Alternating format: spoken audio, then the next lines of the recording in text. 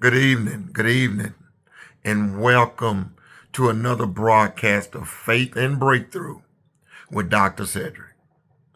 I am so excited to be sharing with you because I am introducing a new series for your learning titled Unlocking the Wealthy Place in God. And our first lesson, which you're going to hear tonight, is breaking the back of lack. If you think you have a money problem, you've been deceived. You have a mastery problem.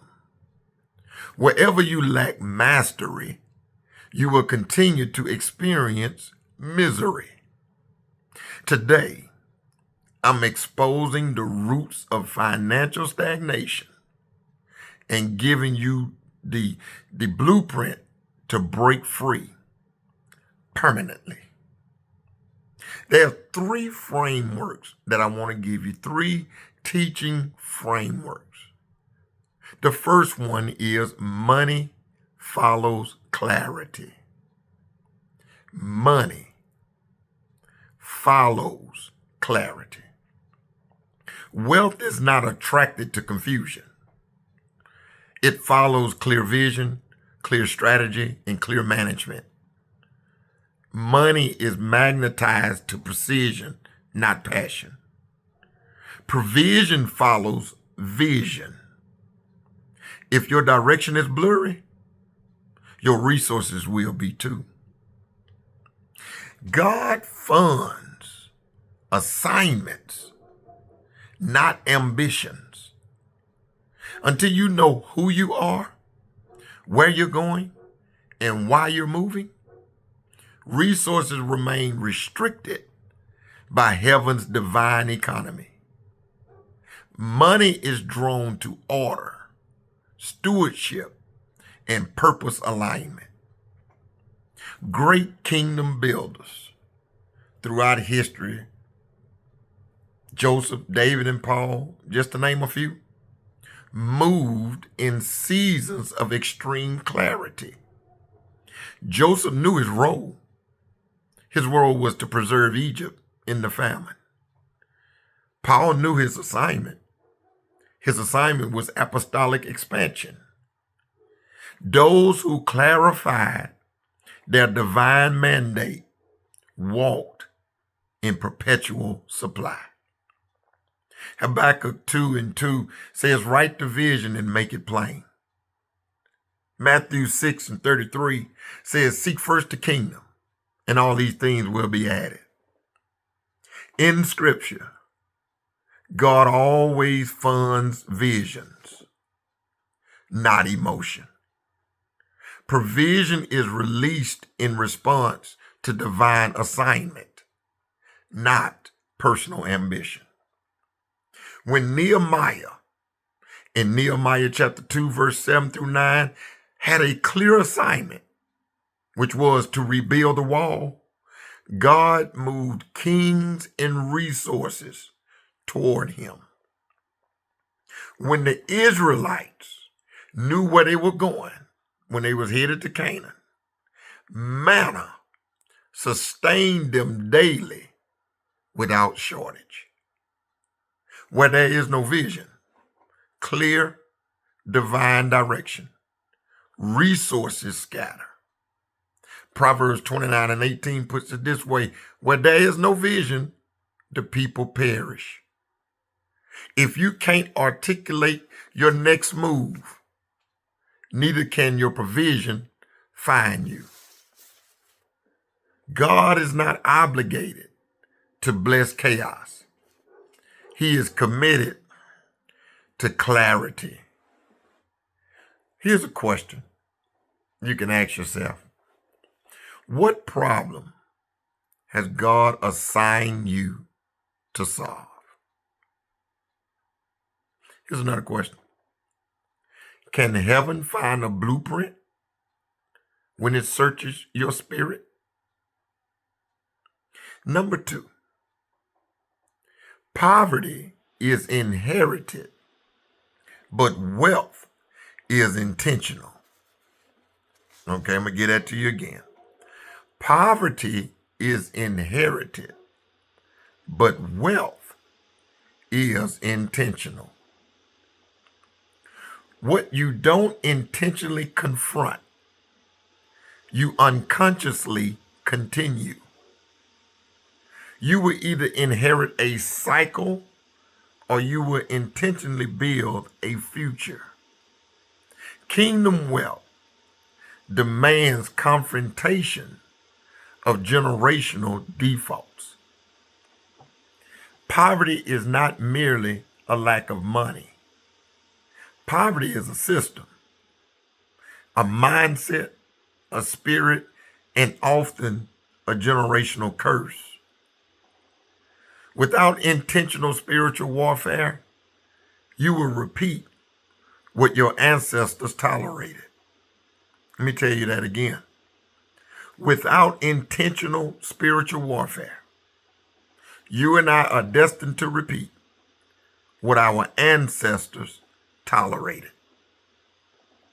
Israel left Egypt when they was in bondage, but Egypt remained in their mindset. They were free physically, but they were poor mentally.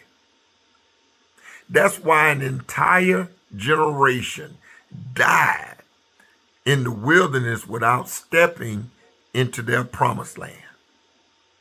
Freedom without renewal equals repeat cycles.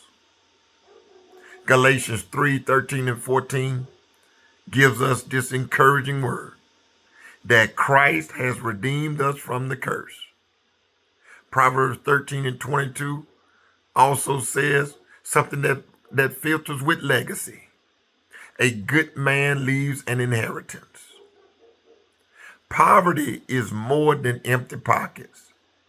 It's an invisible system reinforced by generational curses, poor stewardship, and limited revelation. In Christ, we are redeemed from the curse, but curses unchallenged still operate. Redemption is available, but enforcement is intentional. You must uproot mentalities that glorify struggle, that demonize wealth, and that normalize insufficiency. Breaking poverty is not emotional. It's intentional warfare and strategic action. Ask yourself this question. What financial myth have I inherited from my family, my culture, or my fear? Here's an example of a myth. Money is evil. But here's the truth. The love of money is the root of evil, not money itself. See, we would say those statements and we would live by them and we would talk about it and we would tell anybody that would want to hear. But the gospel truth is this. Money is not evil. Here's number 3, the third teaching framework. Lack lives where order is absent. Lack lives where order is absent. Prosperity cannot dwell in dysfunction. Prosperity is allergic to chaos. Where there is no divine order, there will always be demonic disorder. Heaven releases wealth where there is divine structure. Let's say that again. Heaven releases wealth where there is divine structure. Without financial structure, i.e., budgeting, savings, investment, seed giving, you will always live at the mercy of crisis. 1 Corinthians 14 and 40 says, let all things be done decently and in order. Solomon's wealth was sustained through systems, administrative order, temple organization. Joseph preserved nations through structured strategy. 7 years of plenty, 7 years of famine. Prosperity isn't luck, people of God. It's heaven's partnering with well-executed systems. God's economy operates by order, law, and stewardship. Y'all remember the Garden of Eden, right?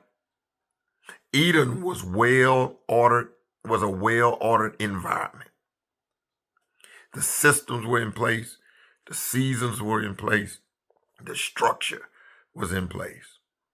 But when Adam mismanaged the order, provisions, which were the effortless harvest, it all ceased. Genesis 3:17 through 19, God basically told Adam, by the sweat of your brow, you will eat your food.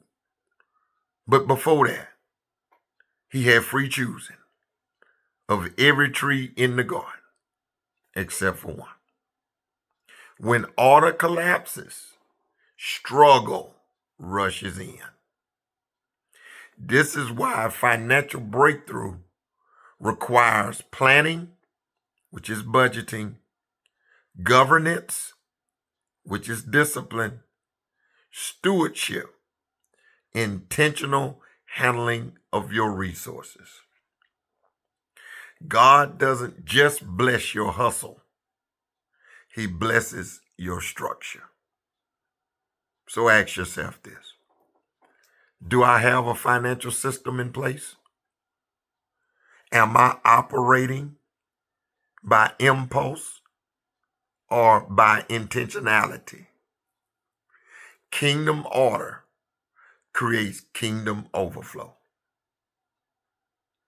I hope this teaching has provided for you some nuggets that you can use. It's available for you to go back and review it again and again. But I ask that you would like this video. I ask that you would share it with a loved one, a coworker, with someone in your home. I ask that you would comment below, no more cycles. And if you have not already done so, I ask that you would subscribe. I ask that you would subscribe so you can stay locked in, because we are going to be breaking cycles all month long. Now, before I let you go, I ask that you would declare this with me. Today, I confront every spirit of confusion, every inherited lie, and every chaotic cycle concerning my finances.